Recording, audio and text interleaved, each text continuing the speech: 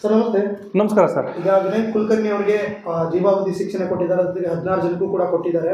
ಒಬ್ಬ high court lawyer ಆಗಿ, advocate ಆಗಿ ಏನು ಹೇಳ್ತೀರಾ ಸರ್ ಇದ್ರ ಬಗ್ಗೆ? ಸರ್, ಮೊದಲಿಗೆ ನಾವು ನ್ಯಾಯಾಲಯದಿಂದ ಬರುವಂಥ ತೀರ್ಪುಗಳು ಏನೇ ಇದ್ದರೂ ಕೂಡ ಅದನ್ನು ನಾವು ಸ್ವಾಗತಿಸಲೇಬೇಕು, ಅಭಿನಂದಿಸಲೇಬೇಕು.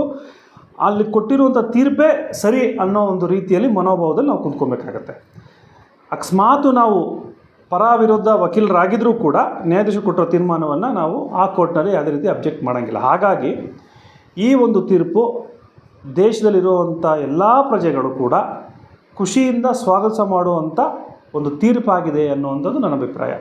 ಯಾಕೆ ಈ ರೀತಿ ಸುತ್ತಿ ಬಳಸಿ ಅಷ್ಟು ದೇಶವನ್ನೆಲ್ಲ ಕರ್ಕೊಂಬರ್ತಾಯಿದ್ದೀನಿ ಅಂದರೆ,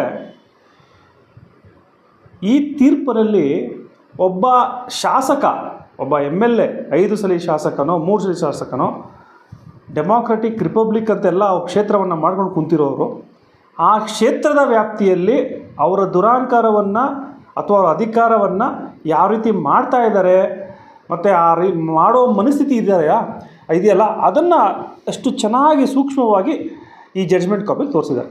ತಮಗೆ ಗೊತ್ತಿರೋ ಹಾಗೆ ಕೊಲೆ ಅನ್ನೋದು ದೊಡ್ಡ ಅಪರಾಧ ಸರ್. ಅದರಲ್ಲೂ ಕೂಡ ಹಣಕ್ಕಾಗಿ ಮಾಡುವಂಥ ಕೊಲೆ, ಹೆಣ್ಣಿಗಾಗಿ ಮಾಡುವಂಥ ಕೊಲೆಗಳನ್ನ ನೋಡಿದ್ದೀವಿ. ಒಬ್ಬ ರಾಜಕೀಯ ವ್ಯಕ್ತಿ ಇನ್ನೊಬ್ಬ ರಾಜಕೀಯ ವ್ಯಕ್ತಿ ಯಾವುದೋ ಒಬ್ಬ ಅಮಾಯಕ ಬೆಳ್ಕೊಂಬರ್ತಾ ಇದ್ದಾನೆ ಬೇರೆ ಪಕ್ಷದ ಅಂದ ತಕ್ಷಣ ಅವನ್ನ ಜಿಮ್ಮಲ್ಲಿ ಕ್ರೂರವಾಗಿ ಕೊಲೆ ಮಾಡ್ತಾರಲ್ಲ, ಅದ್ರ ಖಂಡಿತವೂ ಸಹಿಸೋಕ್ಕಾಗಲ್ಲ. ಸಂವಿಧಾನದಲ್ಲಿದ್ದೀವಿ, ಡೆಮಾಕ್ರೆಟಿಕ್ ಪ್ಲೇಸಲ್ಲಿದ್ದೀವಿ, ಎಲ್ರಿಗೂ ರೈಟ್ಸ್ ಇದ್ದಾವೆ, ಎಲ್ರಿಗೂ ಪವರ್ ಇದ್ದಾವೆ ಅಂತ ಉದ್ದುದ್ದ ಭಾಷಣಗಳನ್ನ ಮಾಡೋವಂಥ ವ್ಯಕ್ತಿಗಳು, ಶಾಸಕರು, ಮಿನಿಸ್ಟ್ರುಗಳು, ಅವ್ರ ಎದುರುಗಡೆ ಇನ್ನೊಬ್ಬರು ಬೆಳಿಬಾರ್ದು. ಆ ರೀತಿಯಾಗಿ ಬೆಳೆದಾಗ ತನ್ನಲ್ಲಿರೋವಂಥ ರೌಡಿಗಳನ್ನು ಕೂಡ ನಾನು ಉಪಯೋಗಿಸ್ಕೊತೀನಿ, ನನ್ನಲ್ಲಿರುವಂಥ ದುಡ್ಡನ್ನು ಕೂಡ ನಾನು ಉಪಯೋಗಿಸ್ಕೊತೀನಿ, ನನ್ನಲ್ಲಿರುವಂಥ ಅಧಿಕಾರದಲ್ಲಿರುವಂಥ ಪೊಲೀಸರು ಕೂಡ ಉಪಯೋಗಿಸ್ಕೊಂಡು ಕೊಲೆ ಮಾಡಿ ಆ ಕೇಸನ್ನು ಮುಚ್ಚಾಕ್ತೀನಿ ಅನ್ನೋ ಒಂದು ದಿಕ್ಕಲ್ಲಿ ಹಿಡಿದಿದ್ದಂಥ ಕೇಸನ್ನು 313 ಸ್ಟೇಟ್ಮೆಂಟು ಅಂದರೆ ಇನ್ನೇನು ಸಾಕ್ಷಿ ಎಲ್ಲವೂ ಮುಗೀತು, ಇನ್ನೇನು ಆರ್ಗ್ಯುಮೆಂಟು ಮುಗಿದು ಇನ್ನೇನು ಜಡ್ಜ್ಮೆಂಟ್ ಪ್ರಾರಂಭ ಆಗಬೇಕು ಅನ್ನೋ ಒಂದು ಸಮಯದಲ್ಲಿ ಈ ಒಂದು ಕೇಸ್ ತಿರುವು ಪಡ್ಕೊಳ್ತಲ್ಲ, CBI ಅವರು ಎಂಟ್ರಿ ಆಗ್ತಾರಲ್ಲ, ಇದು ಯಾರೂ ಕೂಡ ಊಹೆ ಮಾಡದಂಥ ವಿಷಯ. ಬಹಳ ಕಷ್ಟ ಸರ್. 2016ರಿಂದ 10 ವರ್ಷ ಸತತವಾಗಿ ಆ ಸಾವಿಗೆ ನ್ಯಾಯವನ್ನು ಕೊಡಬೇಕು ಅಂತೇಳಿ ಹೋರಾಟ ಮಾಡೋರಿಗೆ ಮೊದಲು ಅಭಿನಂದನೆ ಹೇಳಬೇಕಾಗತ್ತೆ. ಹಾಗೆ ದೇ ಆರ್ ರಿಯಲ್ ಹೀರೋಸ್ ನಾನು ಹೇಳೋವಂಥದ್ದು. ಅವರು ನಾವು ಸಿನಿಮಾದಲ್ಲಿ ನೋಡ್ತೀವಲ್ಲ, ಅದಲ್ಲ, ಇದು ಇವರ ಕಥೆಗಳು, ಇವರ ಹೋರಾಟಗಳನ್ನು ನಾವು ತೋರಿಸ್ಬೇಕಾಗತ್ತೆ. ಹಾಗೆ ನ್ಯಾಯಾಲಯಕ್ಕೂ ಕೂಡ ತಾವೆಲ್ಲರೂ ಹೇಳ್ತಿದ್ರಿ, ಎಲ್ಲೋ ಒಂದು ಕಡೆ ಯಾವುದೋ ದಿಕ್ಕಲ್ಲಿ ದೇಶನೇ ಮುಳುಗೋಗ್ತಾ ಇದೆ ಅನ್ನೋ ಟೈಮಲ್ಲಿ ಈ ಥರ ಅದು ಕರ್ನಾಟಕದಲ್ಲಿ ಬರ್ತಂಥ ಜಡ್ಜ್ಮೆಂಟ್ಸ್ಗಳು ನೀವು ನೋಡ್ತಾ ಇರ್ಬೋದು, ಅದ್ಭುತವಾದ ಜಡ್ಜ್ಮೆಂಟ್ಸ್ಗಳು. ಇದೇ ಒಬ್ಬರು ಹಾಸನದ MP ಅವರ ಬಗ್ಗೆ ಒಂದು ಅತ್ಯಾಚಾರದ ಕೇಸಲ್ಲೂ ಕೂಡ ಬಹಳ ಅದ್ಭುತವಾಗಿ ಜಡ್ಜ್ಮೆಂಟ್ ಬಂತು. ಏನಿಲ್ಲ ಸರ್, ಅವ್ರ ಹತ್ರ ಇವತ್ತು ಪಡ್ಕೊಳ್ಳೋಕ್ಕೆ ಇವರಿಬ್ಬರ ಹತ್ರ ಎಷ್ಟು ದುಡ್ಡಿಲ್ಲ, ಏನಿಲ್ಲ, ಏನು ಬೇಕಾದ್ರೂ ಮಾಡ್ಬೋದಾಗಿತ್ತು. ಆದರೆ ಕಾನೂನನ್ನು ನೀವು ಪಡ್ಕೊಳ್ಳೋಕ್ಕಾಗಲ್ಲ. ಕಾನೂನು ಕೆಳಗಡೆ ನೀನು ಒಂದೇ, ಎಲ್ಲರೂ ಒಂದೇ ಅನ್ನುವಂಥ ಒಂದು ಸಂದೇಶವನ್ನು ಇವತ್ತು ರವಾನೆ ಮಾಡಿಸಿರೋದಕ್ಕಾಗಿ ಒಬ್ಬ ವಕೀಲನಾಗಿ ದಿನನಿತ್ಯ ಆ ಬುಕ್ಕನ್ನು ಇಟ್ಕೊಂಡು ನಾವು ಓದ್ತಾ ಇರ್ತೀವಲ್ಲ, ಆ ಒಂದು ಸಂತೋಷದಿಂದ ಹೇಳ್ತೀನಿ, ಎಲ್ಲೋ ಒಂದು ಕಡೆ ಸತ್ಯ ಇನ್ನೂ ಇದೆ ಅನ್ನೋ ಒಂದು ರೀತಿಯಲ್ಲಿ ಸಂತೋಷ ಆಗ್ತಾಯಿದೆ ಸರ್. ಈಗ ಸರ್, ಪ್ರಧಾನಿ ಮೊಮ್ಮಗ ಆದರೂ ಓಕೆ, ಇಲ್ಲ ಅಂದರೆ ಒಬ್ಬ ಶಾಸಕ ಆದರೂ ಓಕೆ, ಕಾನೂನು ಎಲ್ಲರಿಗೂ ಒಂದೇ ಅನ್ನೋದು ಮತ್ತೊಂದು ಸಲ ಪ್ರೂವ್ ಆಯಿತು ಸರ್. ಅದಕ್ಕಿಂತ ಮುಖ್ಯವಾಗಿ ಈ ಪ್ರಕರಣದಲ್ಲಿ ತಾವು ಅಬ್ಸರ್ವ್ ಮಾಡಬೇಕಾಗಿರೋಂಥ ವಿಷಯ, ಸಾಕ್ಷಿ ನಾಶಗಳನ್ನು ಮಾಡುವಂಥ ಒತ್ತಡದಲ್ಲಿ ತಮಗೂ ಕೂಡ ಮಾಧ್ಯಮಕ್ಕೂ ಕೂಡ ಅಭಿನಂದನೆ ಕೊಡಬೇಕಾಗತ್ತೆ. ಯಾಕಂದರೆ ಯಾವುದೋ ಒಂದು ಸ್ಟಿಂಗ್ ಆಪ್ರೇಷನ್ನ ಅಥವಾ ಕ್ಯಾಮ್ರಾವನ್ನು ದಿನನಿತ್ಯ ಅದನ್ನು ಪ್ರಸಾರ ಮಾಡಿ, ಹಾಗೆ ಯಡಿಯೂರಪ್ಪನವರು ಅವರು ಕೂಡ ಓಪನ್ ಸ್ಟೇಜ್ನಲ್ಲಿ ಇದಕ್ಕೆ ನಾನು ನ್ಯಾಯ ಕೊಡ್ತೀನಿ, ಇದಕ್ಕೆ ನಾನು ನ್ಯಾಯ ಒದಗಿಸ್ತೀನಿ, ತಪ್ಪು ಮಾಡಿರೋನ್ನ ಎಲ್ಲಿ ಕಳಿಸ್ಬೇಕು ಅಲ್ಲಿ ಕಳಿಸ್ತೀನಿ ಅಂತ ಹೇಳಿ ಚೀಫ್ ಮಿನಿಸ್ಟರ್ ಆದಾಗ ಅದನ್ನು ಹೇಳ್ತಾರೆ, ಆ ಮಾಹಿತಿಯನ್ನು ಒಂದು ಭಾಷಣವನ್ನು ಮಾಡ್ತಾರೆ.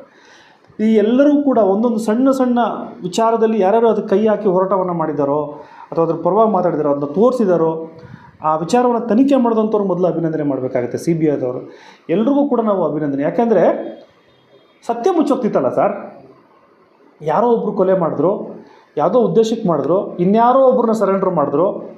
ಹಾಗಾದರೆ ಈ ರೀತಿ ಎಷ್ಟಾಗ್ತಾ ಇದ್ದಾವೆ ಸರ್? ಹಾಗಾದರೆ ಬಡವರು ಮಕ್ಕಳಾಗಿರ್ಬೋದು, ವಿದ್ಯಾವಂತರಾಗಿರ್ಬೋದು, ರಾಜಕೀಯಕ್ಕೆ ಬರೋಂಗೇ ಇಲ್ಲ ಅವರು, ಆ ರೀತಿಯಾಗಿ ಎದುರಿಸ್ಬಿಟ್ಬಿಟ್ಟಿದ್ರು. ಸೊ ಈ ರೀತಿಯಾಗಿ ಬರುವಂಥ ಆದೇಶಗಳು, ಜಡ್ಜ್ಮೆಂಟ್ಸ್ಗಳು ಎಲ್ಲೋ ಒಂದು ಕಡೆ ಎಲ್ಲೋ ಒಂದು ಬೆಳಕು ಎಲ್ಲ ಆಯಿತು, ರಾಜಕೀಯಕ್ಕೆ ಸಾಮಾನ್ಯರು ಕೂಡ ಕೈ ಹಾಕ್ಬೋದು, ಓಡಾಡ್ಬೋದು ಅಂತೇಳಿ. ಒಬ್ಬ ಅವ್ರ ಎದುರುಗಡೆ ಬೆಳೀತಿರುವಂಥ ವ್ಯಕ್ತಿಯನ್ನು ತಾವು ಕೊಲೆ ಮಾಡಿ ಮುಗಿಸ್ಬಿಡ್ತೀರಾ ಅಂದರೆ ಅಪ್ಪ, ಅದಕ್ಕಿಂತ ದೊಡ್ಡ ತಪ್ಪಿನೇನಿದೆ ಸರ್? ಹಾಗಂದರೆ ಇನ್ನು ಯಾರೂ ಕೂಡ ಅವ್ರ ಕ್ಷೇತ್ರದಲ್ಲಿ ಯಾರೂ ಕೂಡ ತಲೆ ಎತ್ತಬಾರ್ದು. ಆ ವಿಧಾನಸೌಧ ಅವ್ರ ಅಪ್ಪಂದು, ಹಂಗೆ ಅವ್ರಿಗೆ ಹೋಗಬೇಕು. ಆ ಕ್ಷೇತ್ರ ಅವ್ರ ಮಕ್ಕಳಿಗೆ ಹೋಗಬೇಕು. ಈ ರೀತಿಯಾಗಿ ಮಾಡ್ಕೊಂಡಿರುವಂಥದ್ದು ಆ ಒಂದು ಏನು ಪ್ರಾಕ್ಟೀಸ್ ಇತ್ತು ಅವೆಲ್ಲವೂ ಕೂಡ ಪೊಲೀಸ್ ಸ್ಟಾಪ್ ಇಟ್ಟಿರುವಂಥದ್ದು ಈ ಜಡ್ಜ್ಮೆಂಟು ಸರ್. ಸರ್, ಇನ್ನೊಂದು A1, A2 ಅಥವಾ A19ವರೆಗೂ ಇದರಲ್ಲಿದ್ದಾರೆ. ಎಲ್ಲರಿಗೂ ಒಂದೇ ರೀತಿ ಶಿಕ್ಷೆ ಆಗುತ್ತಾ? ಯಾವ ರೀತಿ ಸರ್ ಆಗುತ್ತೆ? ಈಗ ಜೀವಾವಧಿ ಶಿಕ್ಷೆ 16 ಮುಂದಿನ ಭಾಗದಲ್ಲಿ ತಾವು ಹೇಳೋದೇನು ಅಂದರೆ, ಇವಾಗ 16 ಜನಕ್ಕೆ ಜೀವಾವಧಿ ಶಿಕ್ಷೆ ಆಗಿದೆ. ಏನು ಜೀವಾವಧಿ ಶಿಕ್ಷೆ ಅಂದರೆ, ಈ ಜೀವಾವಧಿ ಶಿಕ್ಷೆಯಲ್ಲಿ ನೀವು ಹೈಕೋರ್ಟ್ನಲ್ಲಿ ಇವಾಗ ಇವರು ಅಪೀಲ್ ಹೋಗ್ತಾರೆ. ಹೈಕೋರ್ಟ್ಗೆ ಅಪೀಲ್ ಹೋದಾಗ ಜೀವಾವಧಿ ಶಿಕ್ಷೆ ಇರುವಂಥ ಅಪೀಲ್ಗಳು ಡಬಲ್ ಬೆಂಚ್ಗೆ ಹೋಗ್ತವೆ. ಅಂದರೆ ಇಬ್ಬರು ನ್ಯಾಯಾಧೀಶರು ಅಂತ ಬೆಂಚ್ಗೆ ಹೋಗ್ತವೆ. ಅಷ್ಟು ಸರ್ವಸಾಮಾನ್ಯವಾಗಿ ಬೇಲ್ ಸಿಗಲ್ಲ, ಚಾಲೆಂಜ್ ಮಾಡೋಕ್ಕಾಗಲ್ಲ ಅಷ್ಟು ಸುಲಭವಾಗಿ. ಅದನ್ನು 10 ವರ್ಷದ ಕೆಳಗಡೆ ಇರ್ತಾವಲ್ಲ ನಿಮಗೆ ಜಡ್ಜ್ಮೆಂಟ್ಸ್ಗಳು, ಅಂದರೆ ಈ ನ್ಯಾಯಾಧೀಶರು ಕೆಲವ್ರಿಗೆ 7 ವರ್ಷ ಕೊಟ್ಟಿದ್ದಾರೆ, ಅಂಥವ್ರಿಗೆ ಸಿಂಗಲ್ ಜಡ್ಜ್ ಬೆಂಚಿಗೆ ಹೋಗುತ್ತೆ, ಒಬ್ಬರು ಇರುವಂಥ ಬೆಂಚಿಗೆ ಹೋಗುತ್ತೆ. ಅಲ್ಲಿ ಅವರಿಗೆ ಅನುಕೂಲತೆ ಅಂದರೆ ಬೇಲ್ ಸಿಗುವಂಥ ಅನುಕೂಲತೆಗಳು ಇರ್ತವೆ. ಸೊ ಹಾಗಾಗಿ 10 ವರ್ಷ ಮೇಲ್ಪಟ್ಟಂಥ ಶಿಕ್ಷೆಗಳು ಯಾವೇ ಇದ್ದರೂ ಕೂಡ ಅಷ್ಟು ಸುಲಭವಾಗಿ ಬೇಲಾಗಲ್ಲ. ಹಾಗಂದರೆ ಆಗೋದೇ ಇಲ್ವ ಅಂತಲ್ಲ, ಆಗುತ್ತೆ. ಕೊಲೆ ಪ್ರಕರಣಗಳಲ್ಲಿ ಬೇಲಾಗಿ ಆಚೆ ಬರುವಂಥದ್ದು ಇವೆಲ್ಲವೂ ಕೂಡ ಇರ್ತವೆ. ಸೊ ಬಹುಶಃ ಎಲ್ಲ ಒಂದು ಕಡೆ ಬೇಲು ಕೂಡ ಒಂದು 3-4 ತಿಂಗಳು 5 ತಿಂಗಳು ಒಳಗಡೆ ಆಗ್ಬೋದೇನೋ. ತಿರ್ಗಾ ಅಲ್ಲೊಂದು ಹೈಕೋರ್ಟಲ್ಲೂ ಕೂಡ ಒಂದು 2-3 ವರ್ಷ ನಡೆಯುತ್ತೆ. ಅಪೀಲ್ ಆಗಲೇಬೇಕಲ್ಲ ಎಲ್ರಿಗೂ ಇರೋವಂಥಕ್ಕೂ.